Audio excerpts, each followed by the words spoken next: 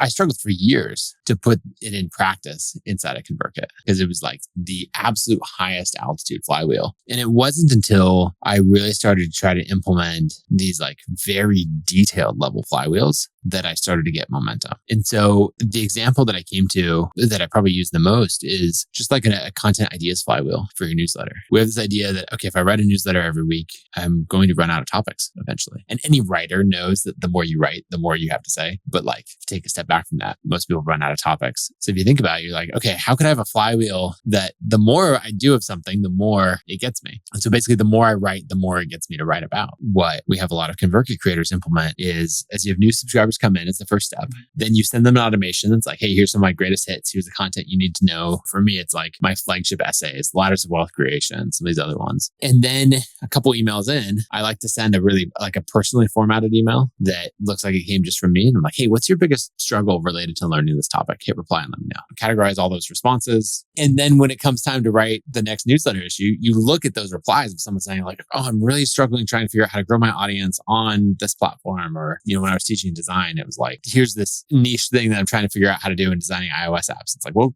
that's what my audience is about. So let me take that one topic, write it into a full newsletter, send that out to everyone and go from there. I really defined 3 laws for flywheels and I'm toying with making a 4th. But the first one is with a flywheel, every step should flow smoothly from one into the next. So that's that completing the loop. The next is that every rotation should get easier with time. Every rotation should produce more results than the previous rotation. And then finally, the one that I'm like, toying with, I think it's a law, I'm not sure yet, is that a flywheel can only have one goal. And if you try to have multiple goals, it will put unnecessary friction on the flywheel and you won't get momentum. So looking at this content ideas flywheel, it's basically as I get readers, those readers give me their frustrations, give me things to write about. Writing about it gets me more readers, which gets me more frustrations, and on you go. And so it both is easier because I can refine my process, my automations, and then it produces more because I get more ideas. Bigger the audience, the more ideas I get, and then the more people those ideas go out to, and so on. So you watch it compound.